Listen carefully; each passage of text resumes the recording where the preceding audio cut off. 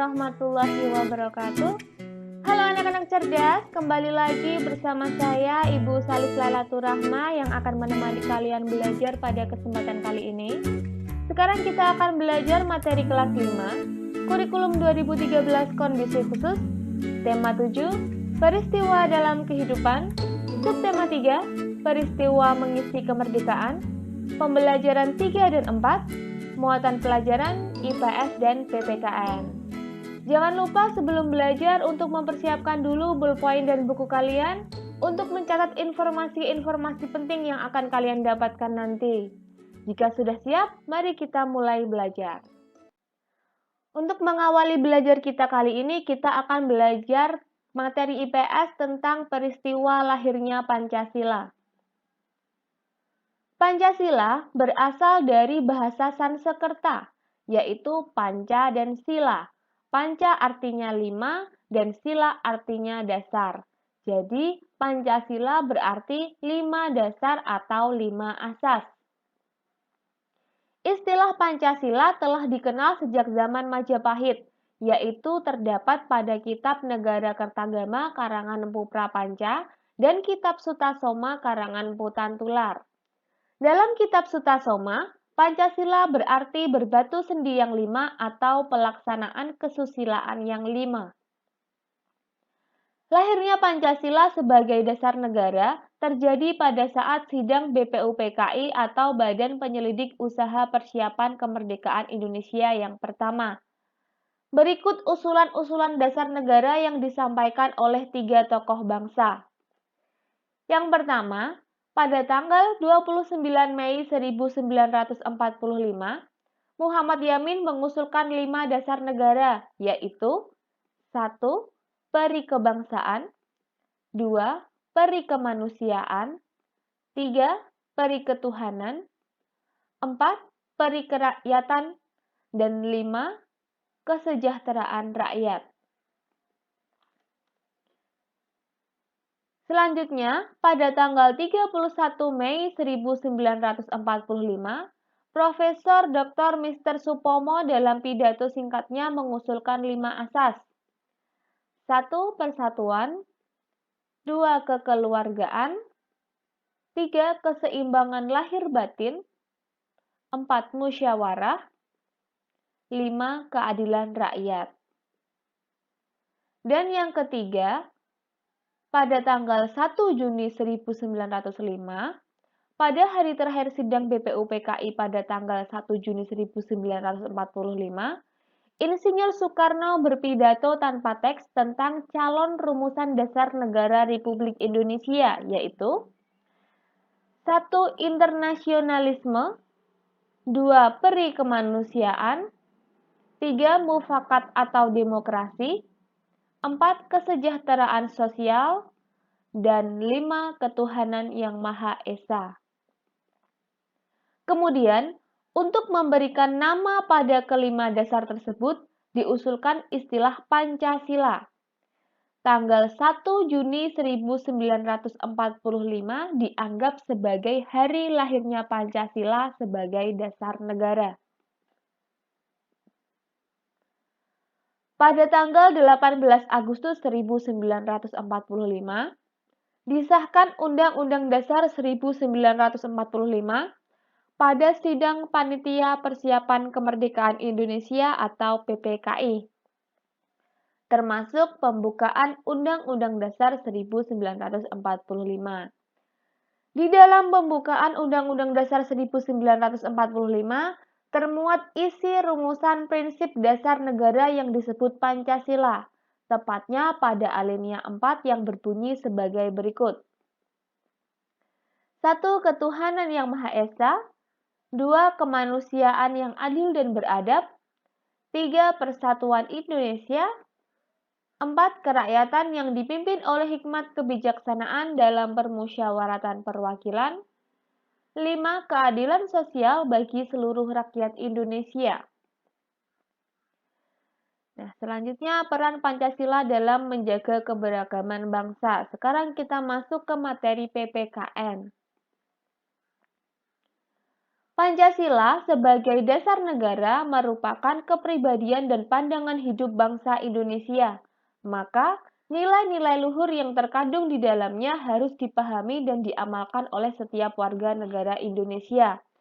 Apalagi pada dewasa ini, ilmu pengetahuan dan teknologi berkembang dengan pesat dan membawa banyak perubahan.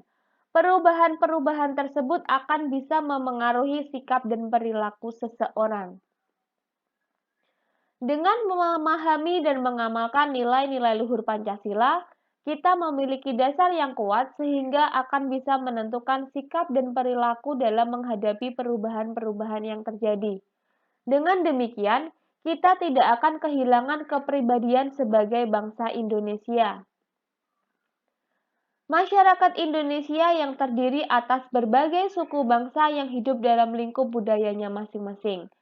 Budaya yang beraneka ragam ini menunjukkan kekayaan budaya bangsa Indonesia. Dunia makin maju dan berkembang dengan ditandai kemajuan ilmu pengetahuan dan teknologi atau iptek. Untuk itu, diperlukan sikap yang bijaksana dan sikap yang mau dan bersedia membuka diri dan tetap waspada menerima perkembangan dunia. Hal tersebut berarti kita berani menerima pengaruh globalisasi dan perkembangan iptek tanpa harus kehilangan kepribadian sebagai bangsa Indonesia. Bagi bangsa Indonesia, Pancasila merupakan ukuran dan pedoman nilai dan norma untuk menyikapi pengaruh dan perkembangan iptek. Pancasila merupakan pandangan hidup yang telah menyatu di dalam kebudayaan bangsa Indonesia. Beda budaya tetap saudara. Kita masih di materi PPKN ya anak-anak. Melestarikan dan mengembangkan budaya bangsa merupakan sikap yang perlu dikembangkan sebagai perwujudan sikap positif dalam menyikapi keragaman. Selain itu, juga merupakan sikap dan kegiatan positif untuk mengisi kemerdekaan. Untuk bisa mempunyai sikap menerima keragaman suku, bangsa, dan budaya yang ada di masyarakat, diperlukan kesadaran dan keterbukaan. Namun, dengan menghayati semboyan Bhinneka Tunggal Ika, perbedaan-perbedaan itu akan makin tidak terasakan. Kesamaan cita-cita untuk menjadi bangsa yang kuat, bersatu, dan utuh telah menyingkirkan sejumlah perbedaan yang ada. Kata Bung Karno, bersatu karena kuat, kuat karena bersatu. Berikut ini adalah usaha-usaha yang dapat dilakukan untuk menerima keragaman suku bangsa dan budaya masyarakat lain.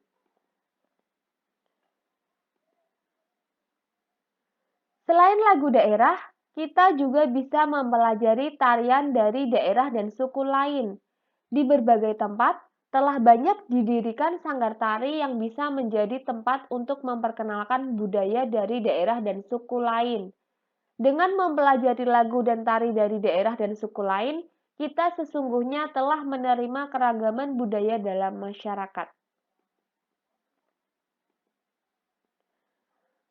Perilaku di lingkungan sekolah. Masih di pelajaran PPKN. Mengembangkan budaya daerah sendiri. Berbagai atraksi budaya yang dimiliki oleh berbagai suku bangsa di Indonesia bisa hilang jika tidak diwariskan kepada generasi penerus. Unsur-unsur budaya yang menjadi ciri khas bangsa Indonesia bisa tinggal cerita.